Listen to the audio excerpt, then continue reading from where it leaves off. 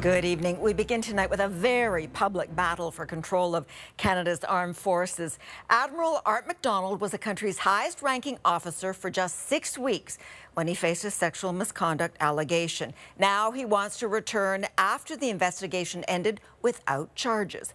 But critics have questioned the military justice system, and the government is still keeping him on paid leave. McDonald sat down for an interview with CTV's Geneviève Beauchemin this evening. Right here, sir. Thank you.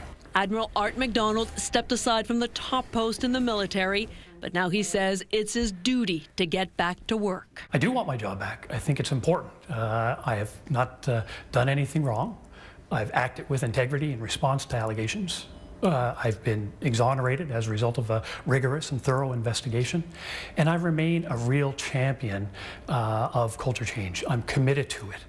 And I think that by advocating for my job, what I am saying is simply that, listen, we can't have a system where allegations alone are sufficient for removing someone. What would be the message to the women in the military if you were reinstated? We need to respect due process, and I think that we've heard from all quarters through these series of allegations that due process needs to be respected, or else you only have witch hunts. New car smell. McDonald served 35 years in the Navy and says he was working on changing the culture of the military. You were the guy who would stand up in the room and say that's inappropriate? Do you recall doing that over the 35 years? Yeah, absolutely.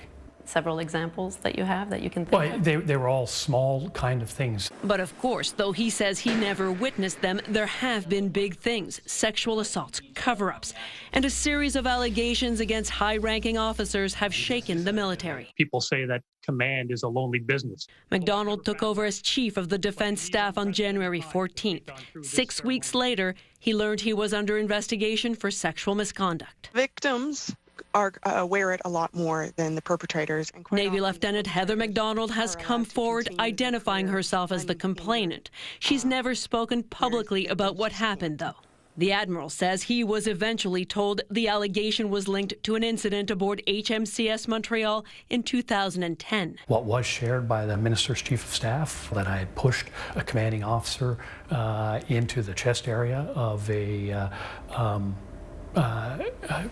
one of his crew members in this public space in the presence of potential witnesses. I did not do what was alleged or any version thereof. You know, I've committed no wrongdoing here whatsoever. McDonald says once he was told by military police no charges would be laid, he expected to hear from the government, but didn't, and assumed the job he had given up would be his again.